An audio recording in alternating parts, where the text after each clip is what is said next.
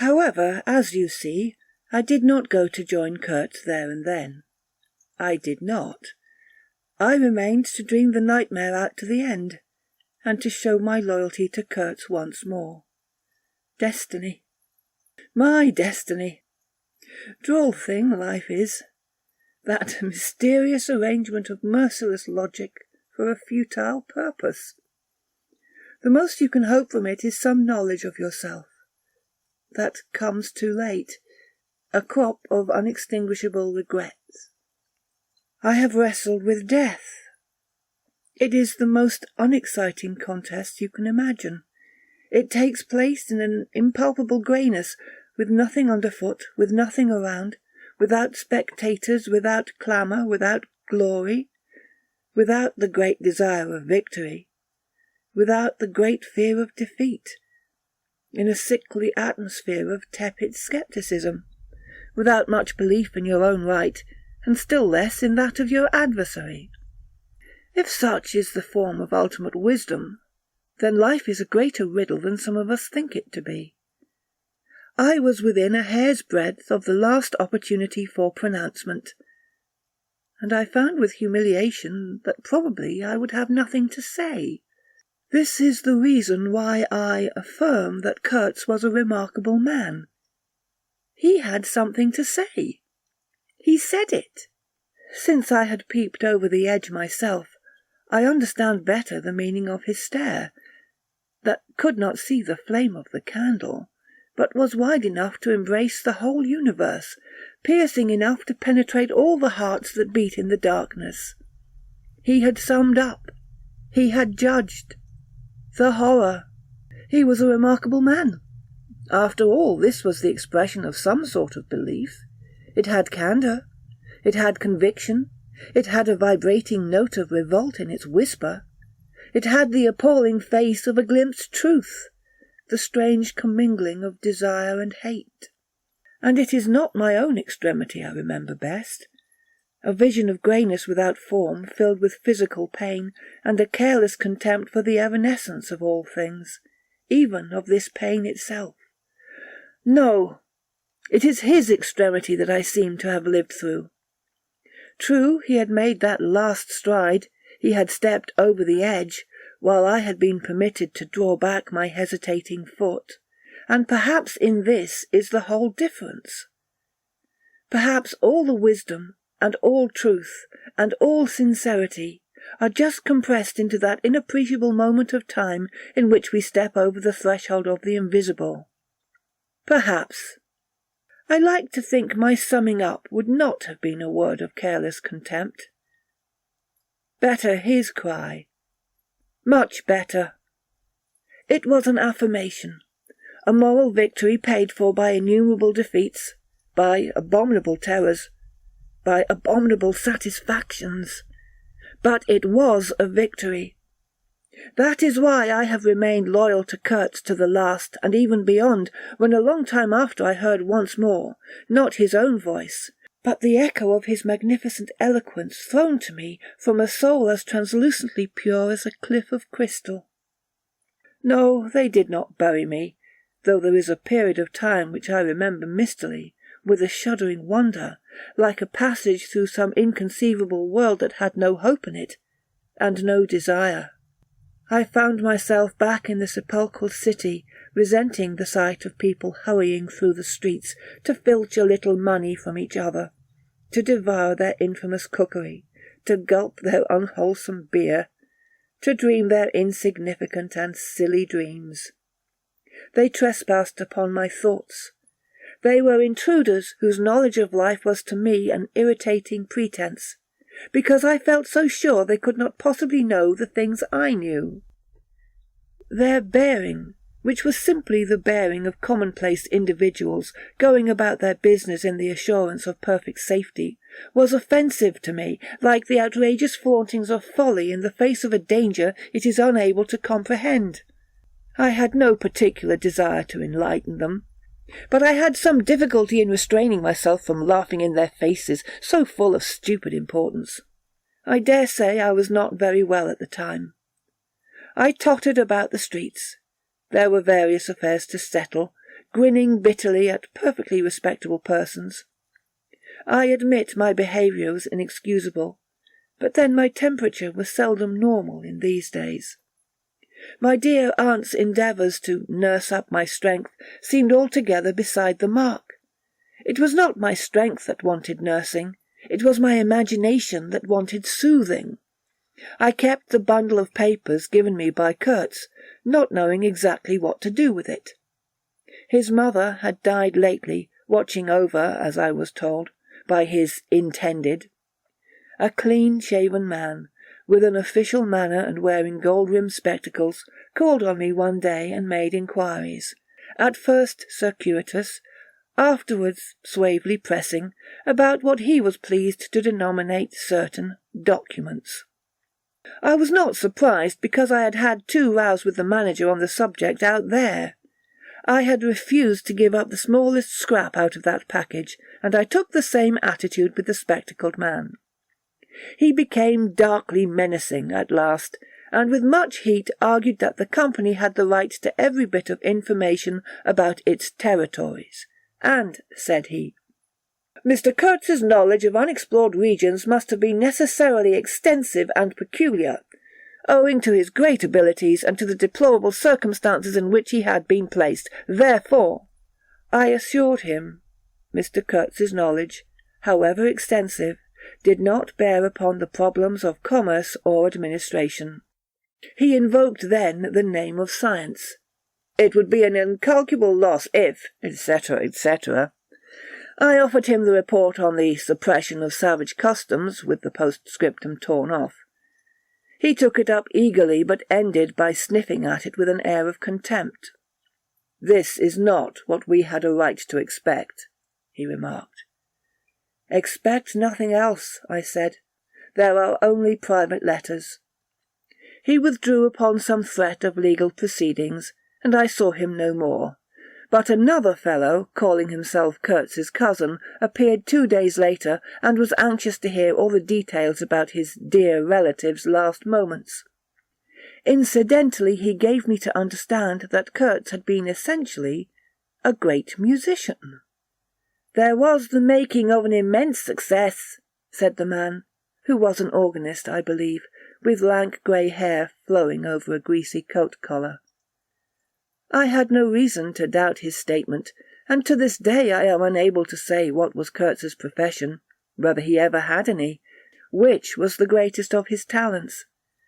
I had taken him for a painter who wrote for the papers, or else for a journalist who could paint, but even the cousin, who took snuff during the interview, could not tell me what he had been, exactly.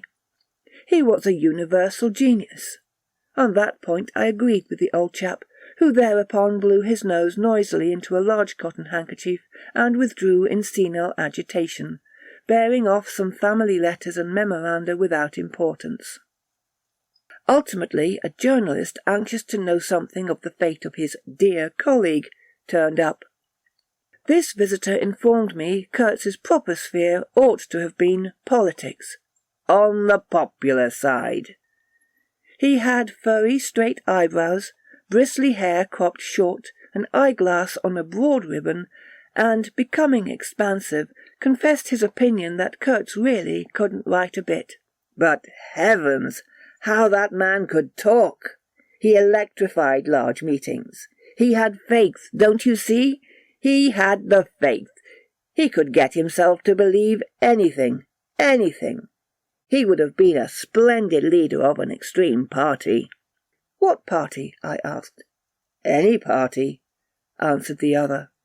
"He was an extremist." Did I not think so?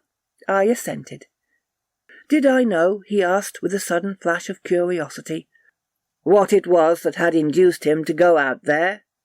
"Yes," said I, and forthwith handed him the famous report for publication, if he thought fit.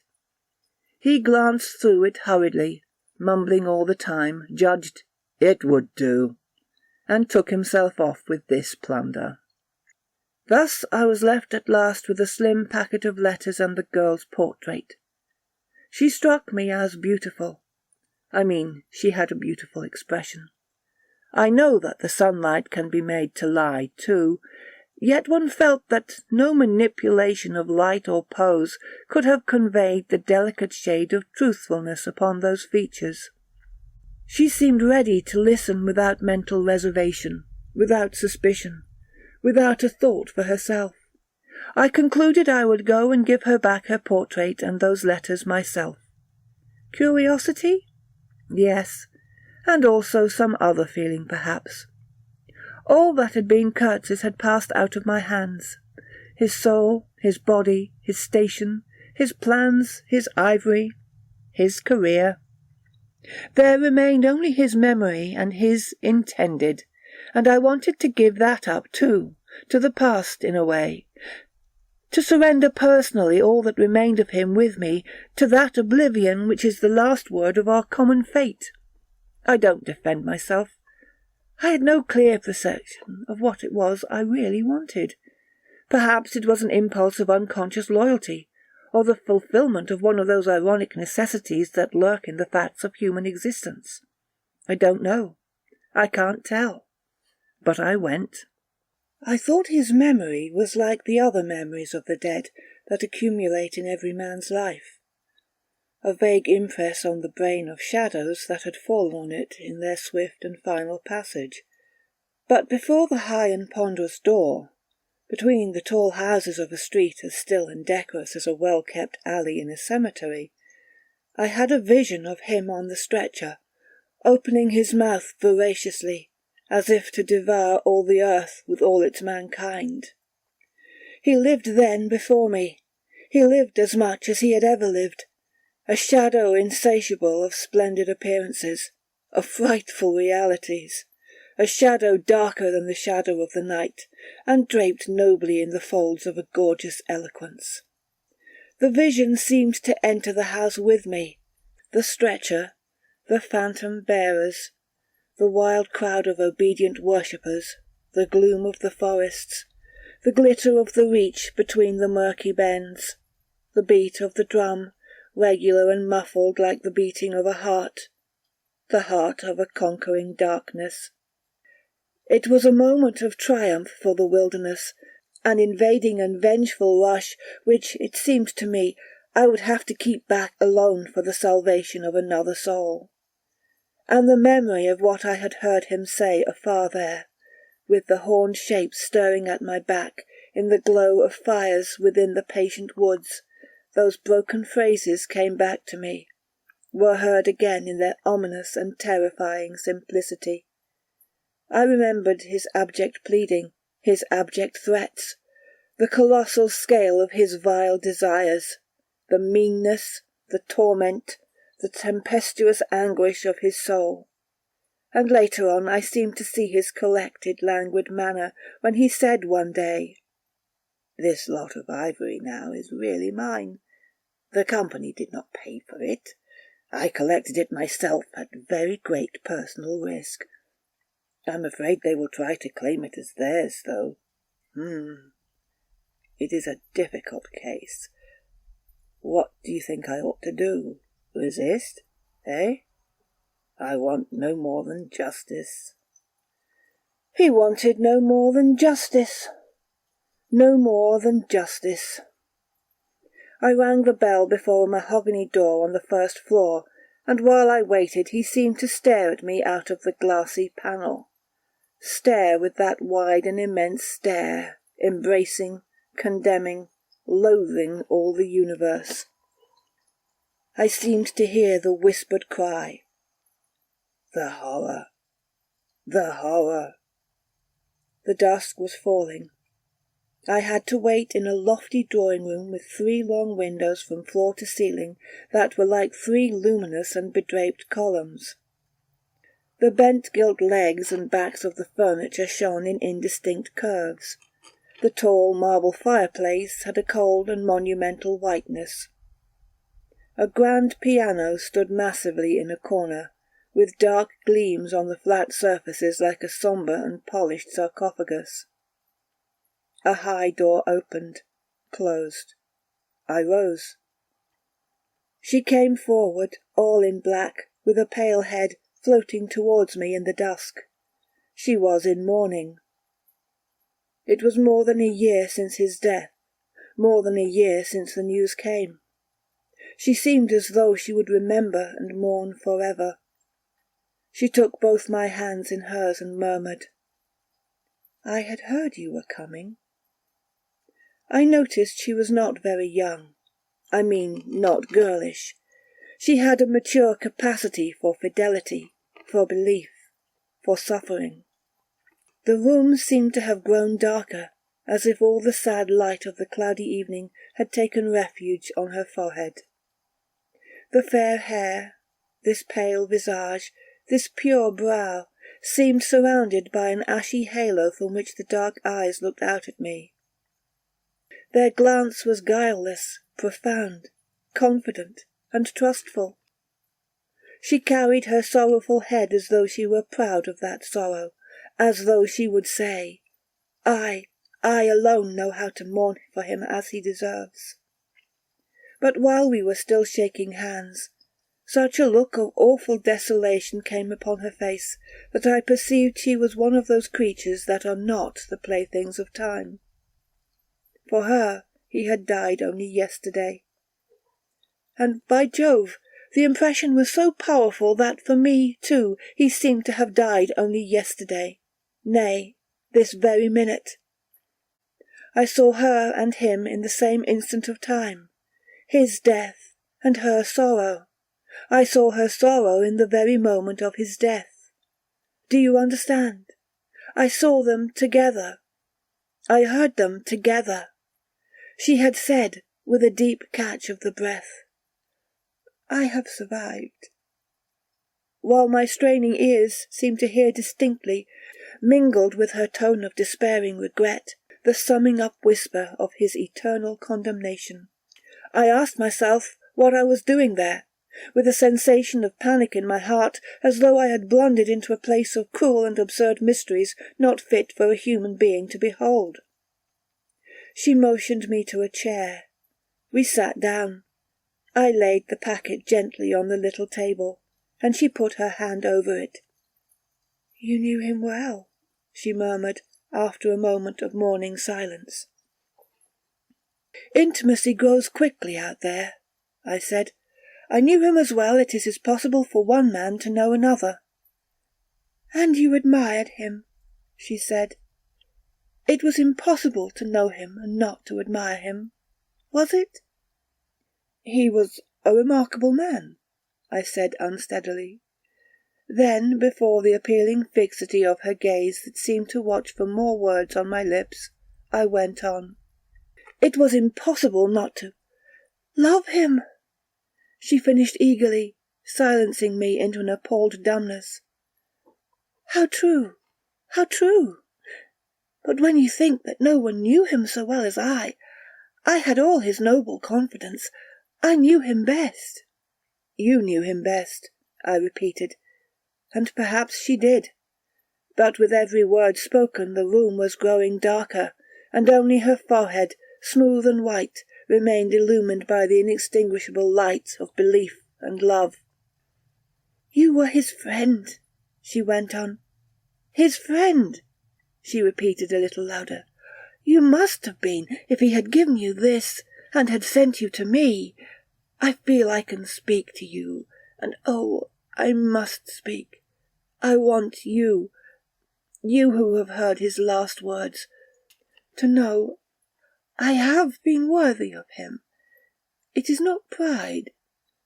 Yes, I am proud to know I understood him better than anyone on earth.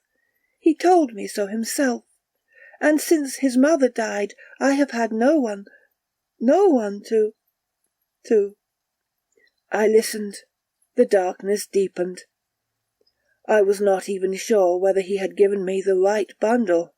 I rather suspect he wanted me to take care of another batch of his papers which, after his death, I saw the manager examining under the lamp. And the girl talked, easing her pain in the certitude of my sympathy. She talked as thirsty men drink. I had heard that her engagement with Kurtz had been disapproved by her people. He wasn't rich enough or something.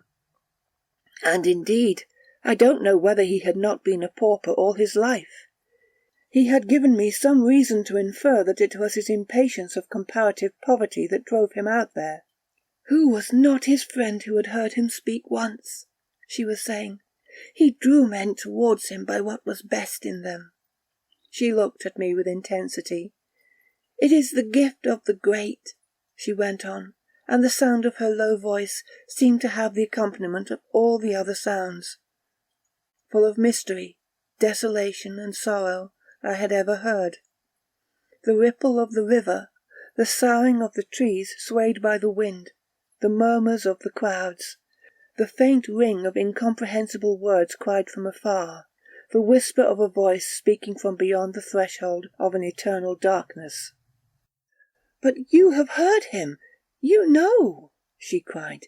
"Yes, I know," I said with something like despair in my heart, but bowing my head before the faith that was in her, before that great and saving illusion that shone with an unearthly glow in the darkness, in the triumphant darkness from which I could not have defended her, from which I could not even defend myself. "What a loss to me! To us!" She corrected herself with beautiful generosity, then added in a murmur, "To the world." By the last gleams of twilight I could see the glitter of her eyes, full of tears that would not fall. "I have been very happy, very fortunate, very proud," she went on. "Too fortunate, too happy for a little while. And now I am unhappy for life." She stood up. Her fair hair seemed to catch all the remaining light in a glimmer of gold. I rose too. "And of all this," she went on mournfully, "of all his promise and of all his greatness, of his generous mind, of his noble heart, nothing remains, nothing but a memory. You and I." "We shall always remember him," I said hastily. "No," she cried. "It is impossible that all this should be lost, that such a life should be sacrificed to leave nothing but sorrow. You know what vast plans he had. I knew of them too. I could not perhaps understand, but others knew of them. Something must remain. His words, at least, have not died." "His words will remain," I said. "And his example," she whispered to herself. "Men looked up to him. His goodness shone in every act. His example." "True," I said. "His example too. Yes, his example. I forgot that." "But I do not. I cannot believe. Not yet. I cannot believe I shall never see him again, that nobody will see him again. Never, never, never." She put out her arms as if after a retreating figure, stretching them back and with clasped pale hands across the fading and narrow sheen of the window. Never see him. I saw him clearly enough then. I shall see this eloquent phantom as long as I live, and I shall see her too, a tragic and familiar shade, resembling in this gesture another one, tragic also, and bedecked with powerless charms, stretching bare brown arms over the glitter of the infernal stream, the stream of darkness. She said suddenly very low, "He died as he lived." "His end," said I, with a dull anger stirring in me, "was in every way worthy of his life." "And I was not with him," she murmured. My anger subsided before a feeling of infinite pity. "Everything that could be done," I mumbled. "Ah, but I believed in him more than anyone on earth, more than his own mother, more than himself. He needed me. Me. I would have treasured every sigh, every word, every sign, every glance." I felt like a chill grip on my chest. "Don't," I said in a muffled voice. "Forgive me. I have mourned so long in silence. In silence. You were with him to the last? I think of his loneliness. Nobody near to understand him as I would have understood. Perhaps no one to hear. To the very end, I said shakily. I heard his very last words. I stopped in a fright. Repeat them, she murmured in a heartbroken tone. I want something to live with. I was on the point of crying at her. Don't you hear them? The dusk was repeating them in a persistent whisper all around us, in a whisper that seemed to swell menacingly like the first whisper of a rising wind. The horror. The horror. His last word, to live with, she insisted. Don't you understand? I loved him. I loved him. I loved him. I pulled myself together and spoke slowly. The last word he pronounced was, your name. I heard a light sigh, and then my heart stood still, stopped dead short by an exulting and terrible cry, by the cry of inconceivable triumph and of unspeakable pain. I knew it! I was sure! She knew. She was sure. I heard her weeping. She had hidden her face in her hands. It seemed to me that the house would collapse before I could escape, that the heavens would fall upon my head. But nothing happened. The heavens do not fall for such a trifle. Would they have fallen, I wonder, if I had rendered Kurtz that justice which was his due? Hadn't he said he wanted only justice? But I couldn't. I could not tell her. It would have been too dark. Too dark altogether. Marlowe ceased and sat apart, indistinct and silent, in the pose of a meditating Buddha. Nobody moved for a time. We have lost the first of the ebb, said the director suddenly. I raised my head. The offing was barred by a black bank of clouds, and the tranquil waterway leading to the uttermost ends of the earth flowed sombre under an overcast sky, seemed to lead into the heart of an immense darkness.